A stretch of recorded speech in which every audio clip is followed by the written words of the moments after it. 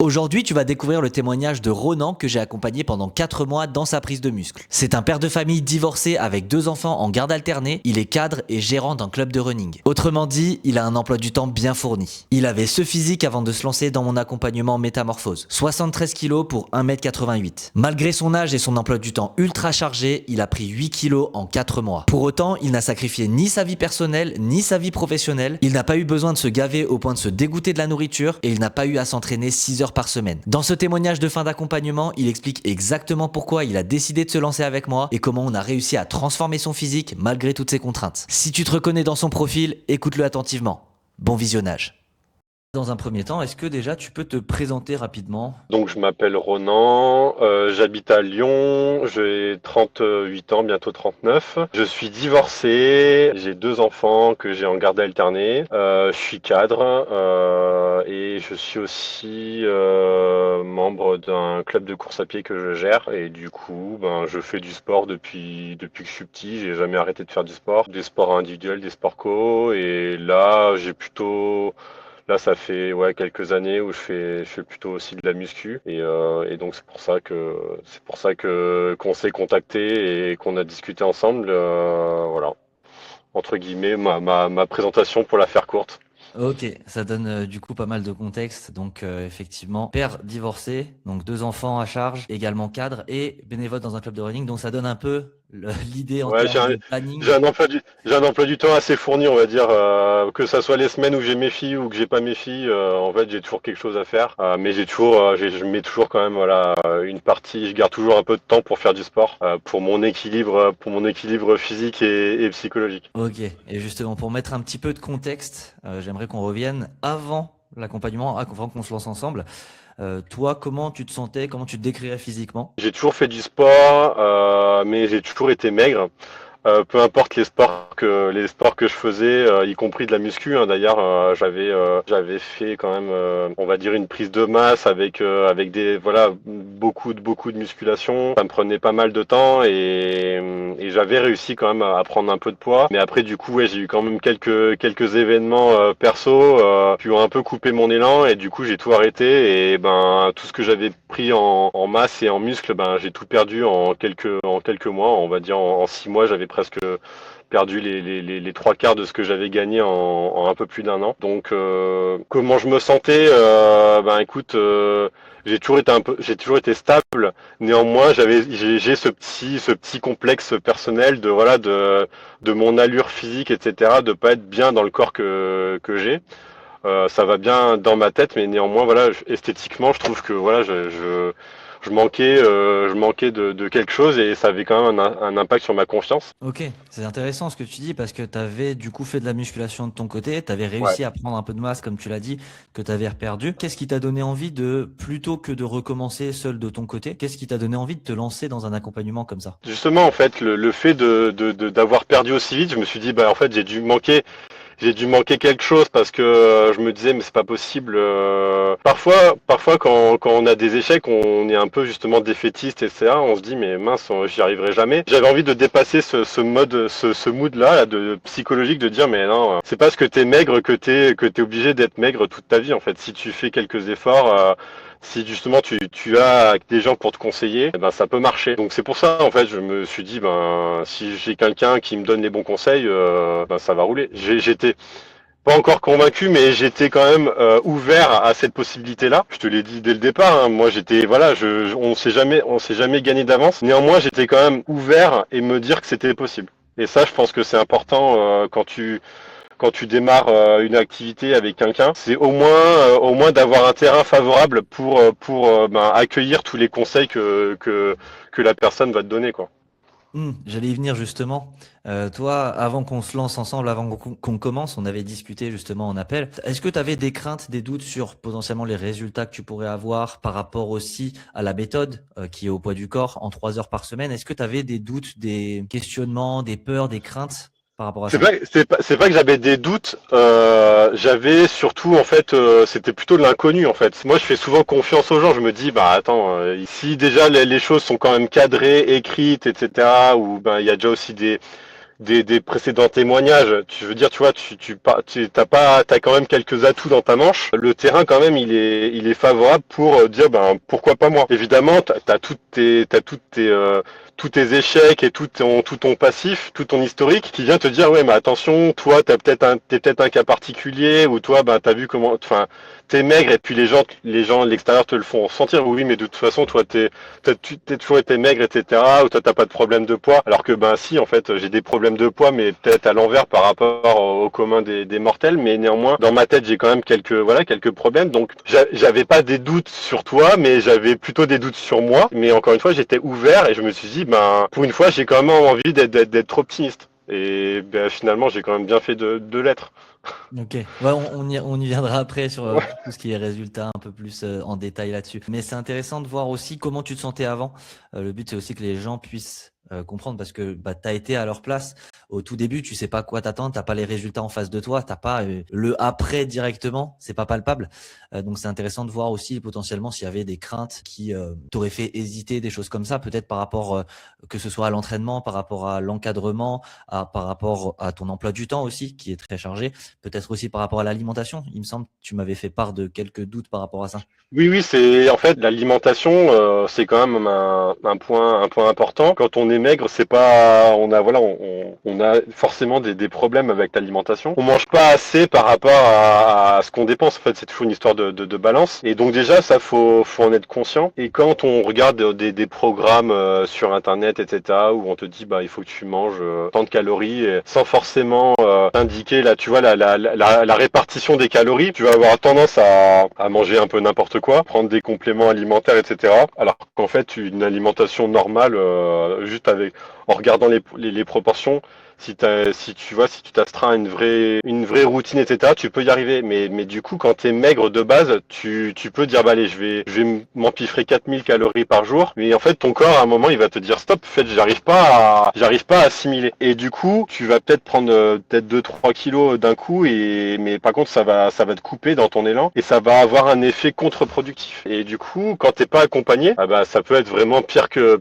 si t'avais rien fait finalement. Donc l'alimentation, oui, c'est évidemment que c'est charnière dans la progression. Ça, c'est évident. Tu m'as parlé des fois on a l'impression d'être un cas particulier, etc. Est-ce que toi, ça t'était arrivé par le passé de te dire, ah ouais, je suis maigre, en fait, c'est peut-être ma génétique, c'est peut-être parce que je suis comme ça, j'ai le métabolisme rapide, etc., etc. Est-ce que ça, c'est des phrases que tu avais? Mais évidemment, mais et puis je les ai encore, je te rassure, c'est pas parce que on a dit, non mais c'est vrai, c'est pas parce on a fait un bout de chemin ensemble que du coup ça efface tout.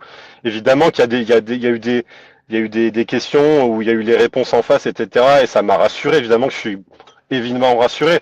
Après, on va dire qu'au niveau de la morphologie, le fait de faire du sport avec d'autres personnes, tu peux comparer plein de choses. Tu regardes la taille des avant-bras, la taille entre le coude et l'épaule, la taille des fémurs quand tu fais des squats, etc.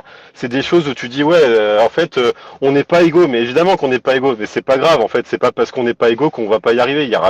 Ça sera peut-être un peu plus long sur certains groupes musculaires, mais en fait, le fait d'avoir quand même progressé, c'est des choses que tu te dis moins. En fait, t'es moins sur ce genre de détails-là. En fait, quand il y a un déclic, ça va parce qu'en fait, tu passes outre des choses qui te semblent essentielles qui ne le sont pas. Moi, je trouve que là où l'aspect accompagnement et coaching est important, c'est que les gens mettent le focus sur ce qui est principal, où il y a les meilleurs gains. Et du coup, c'est pas quelque chose de simple.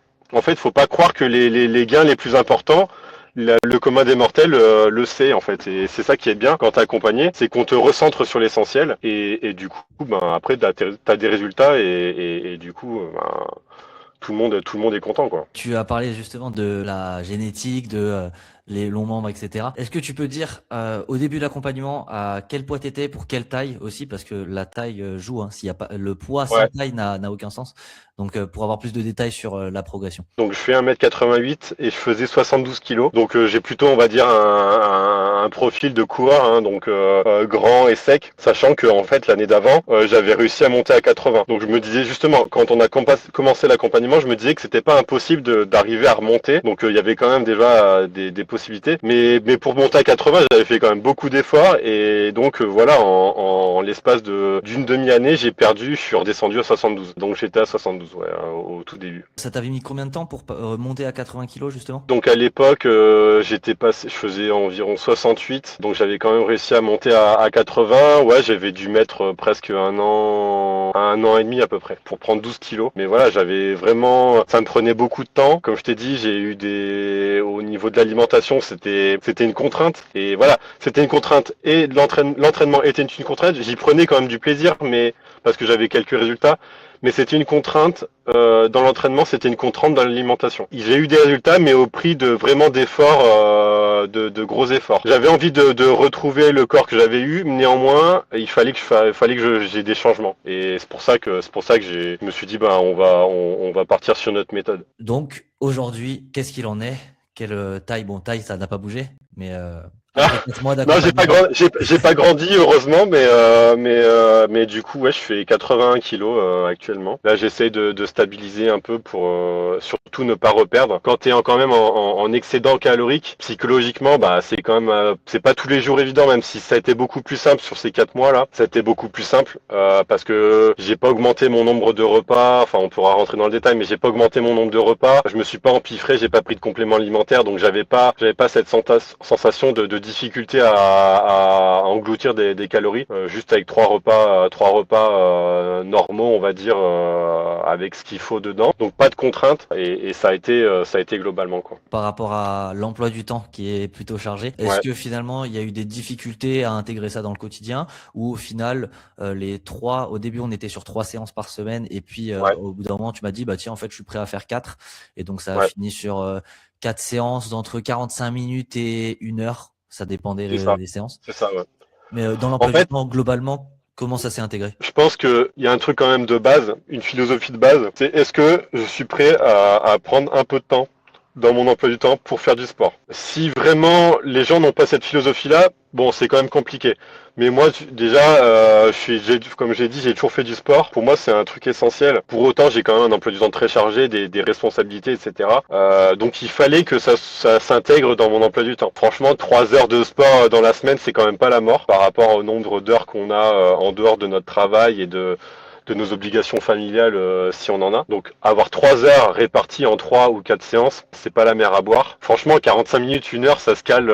Même pour un ministre, franchement, même si les ministres, tu vois, les ministres, ils veulent faire du sport. Alors toi, simple salarié ou même si t'as des responsabilités, tu peux caler 45 minutes dans la journée. Moi, ça s'est fait assez facilement dans la mesure où je faisais déjà du sport. J'avais envie de faire du sport, donc et franchement, 45 minutes. La personne qui me dira non, j'ai pas 45 minutes, ben déjà ça veut dire que le sport n'est pas sa priorité. Donc ça peut être le cas, mais dans ces cas-là, on part de plus loin. Moi, c'était déjà dans mes priorités. Donc franchement, en termes d'emploi du temps, malgré le fait que ça soit un emploi de temps chargé, j'ai toujours eu et j'aurai toujours un peu de place pour faire du sport au quotidien, quoi. Ok, ouais, donc finalement en fait le temps n'est pas une excuse, c'est plus une question de est-ce que c'est important pour toi de caler du sport dans ta journée, C'est ça. dans ta semaine, et si ça l'est, tu trouves le temps. On est parti de 72, 73 kilos, on est à 81. Comment tu te sens physiquement là maintenant? Moi, je me sens bien.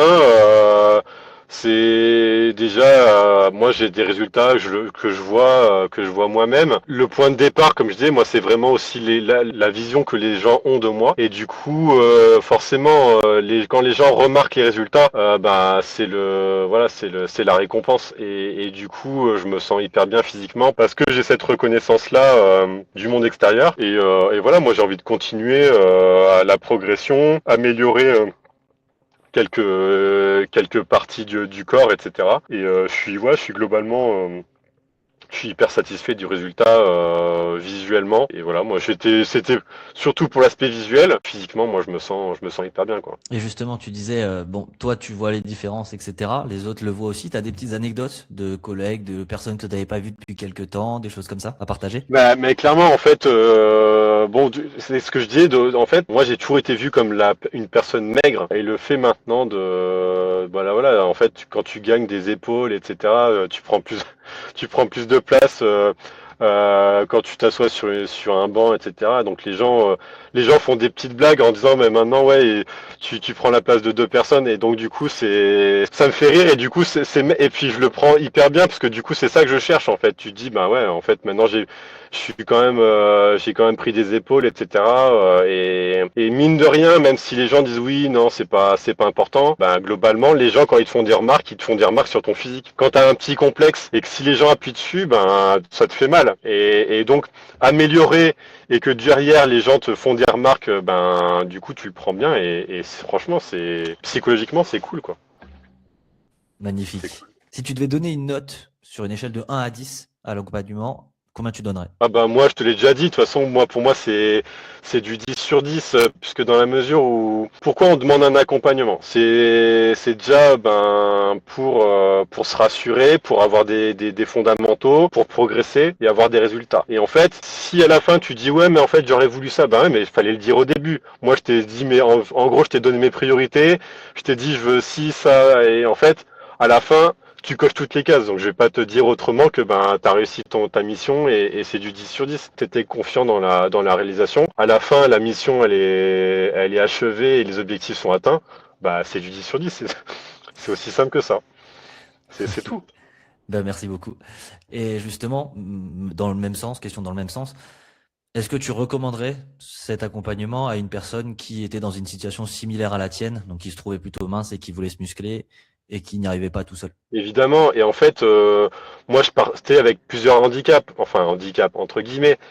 Déjà, j'ai un emploi du temps chargé, j'ai plus 20 ans. J'ai quand même 38 ans, donc quand on regarde beaucoup de programmes sur Internet, c'est souvent pour les gens, enfin, qui sont au niveau du développement de leurs cellules, quoi. Là, les cellules, elles sont encore hyper en forme. Moi, j'ai quand même 38 ans, et donc pas forcément au top on va dire pour prendre du muscle. L'âge, on va dire ton ton corps de base, ton emploi du temps, ça peut avoir et même ta situation personnelle. Tu vois, moi je suis divorcé, donc du coup j'ai mes filles, etc. Plein de choses qui font que ah ouais, mais ça peut être compliqué. Bah non, en fait, si t'as juste au moins l'envie, je te dis pas que tu vas devenir Schwarzenegger, mais néanmoins tu peux quand même progresser et avoir des résultats concrets et que du coup tu sois satisfait quoi. Et pour moi c'est clairement le cas. Nickel, ça répondait un peu à la question que je voulais te poser. J'allais dire toi justement, en tant qu'homme de maintenant 38 ans, parce qu'on entend souvent cette excuse de l'âge. Ouais. Du coup, toi, tu as aussi un planning qui est très chargé. Donc, en termes de temps, tu peux pas y accorder autant de temps que quelqu'un qui a 20 ans, qui a tout le temps du monde, qui peut y aller 5 fois par semaine, etc. Pareil, bah, tu étais plutôt mince. En plus, tu es grand. Donc effectivement, tu as eu beaucoup d'handicap entre guillemets. Et Ouais. justement, quel message toi t'aurais aux hommes qui sont dans une situation similaire à la tienne et qui se diraient en fait c'est pas possible pour moi de changer et alors qu'ils se sentent mal dans leur corps et qu'ils veulent réellement changer, ont toutes ces excuses en tête, ces croyances limitantes de j'ai pas le temps, il faut manger beaucoup, ça demande énormément d'efforts, etc. Qu'est-ce que tu as envie de leur dire? En fait, faut savoir si dans leur tête ils disent c'est impossible et ils sont vraiment bloqués, ou alors ils disent ouais c'est peut-être possible mais c'est difficile. Ça tu vois c'est déjà différent entre c'est possible mais c'est dur et c'est impossible. Déjà c'est pas le même état d'esprit. Si déjà ils sont dans le c'est impossible, il faut qu'ils aient un travail sur eux en disant ben en fait non c'est en fait en termes d'estime de soi dans la vie les choses vraiment impossibles il y en a pas tant que ça. Évidemment il y a des choses qui sont impossibles mais justement, si on revoit ses objectifs, avoir des trucs rationnels, il y a quand même beaucoup de choses qui sont possibles. Ensuite, la personne qui va dire ouais c'est possible mais ça va être très dur, justement c'est là qu'un coach ou un accompagnant va avoir tout son rôle, c'est de proposer des clés et un programme qui va rendre ce chemin possible avec des témoignages comme le mien, avec des choses faciles à comprendre, en expliquant que ben ça peut paraître long. De toute façon, rien ne se fait dans la vie. Dans la vie, rien ne se fait dans un claquement de doigts. Hein. Donc, en effet, il y a des efforts, mais ces efforts sont pas insurmontables. Même si on n'a pas beaucoup de temps, même si globalement on n'a pas trop d'appétit, même si on part avec voilà un corps à la base qui est pas fait pour être hyper musclé, eh ben on peut y arriver.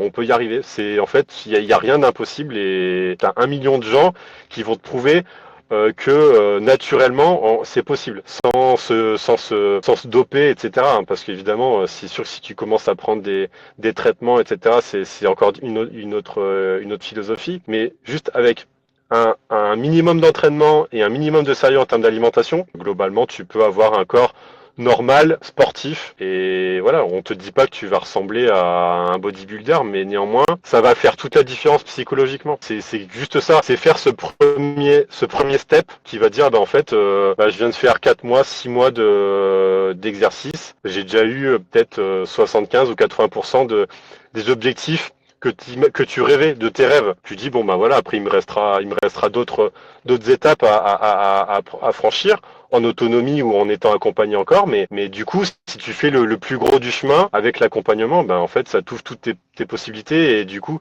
tu gagnes tellement en estime de soi que ben en fait, t'as gagné, parce que après le reste du chemin, il est beaucoup plus simple. Parfait. Et bah tiens, c'est une question que j'avais aussi. Toi, tu dis que tu avais tout le temps fait du sport, etc., que tu te trouvais mince. Qu'est-ce qui t'a réellement motivé à te dire, en fait, je ne veux pas rester dans ce corps-là? J'ai toujours eu ce complexe. En fait, contrairement à d'autres personnes qui peuvent en avoir rien à faire, maintenant, tu vois, je fais 1m88, mais quand j'étais petit, j'étais vraiment petit. Jusqu'à 15 ans, en fait, j'étais dans les plus petits de ma classe. Donc, j'ai toujours été petit et maigre. J'ai toujours eu les phrases des gens, oui, que je suis trop maigre, etc., que je vais m'envoler, etc., des genres de phrases comme ça qu'on peut entendre. Donc, moi, j'ai toujours eu ce complexe-là. On m'a toujours dit, d'abord, tu vas grandir, et puis après, une fois que tu auras fini de grandir, tu vas t'épaissir. Et finalement, donc j'ai arrêté de grandir, je sais pas, peut-être à 18 ou 19 ans. Et pour autant, ben jusqu'à mes 30, on va dire jusqu'à mes 32, 33, voilà, j'ai toujours été 65, entre 65 et 68 kilos. Donc ce qui est vraiment maigre. Et en fait, quand tu fais des visites médicales ou etc., ton indice de masse corporelle, moi, il était en dessous de ce qu'il fallait. On m'a toujours dit, ben ouais, ça serait bien que vous preniez quelques kilos, mais bon,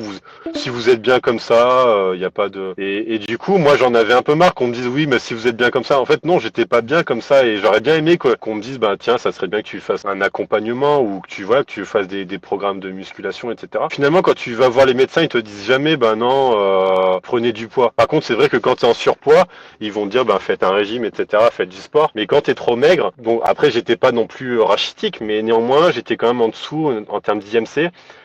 Et ça m'a toujours gonflé, donc et puis, au bout d'un moment j'ai dit bon bah allez, je vais quand même faire de la muscu, etc. Donc je l'ai fait, ça a pris du temps, mais j'ai quand même un peu réussi. Néanmoins en termes de physique, j'ai jamais eu ces épaules là. Enfin, tu vois, c'est là au niveau répartition, les bras, etc. Ça a jamais été comme je suis maintenant. Pourtant, je faisais finalement à peu près le même poids. Donc maintenant, c'est au-delà du poids, c'est aussi surtout l'aspect physique et le regard des gens. Il y a 2 ans, personne m'avait dit, oh bah du coup, t'es bien monté, etc. J'avais pas de remarques sur l'aspect physique. J'avais pris du poids, mais finalement, j'avais pas de remarques. Là, j'en ai. Ben écoute, je te remercie pour ton témoignage. Avec plaisir. C'est très cool.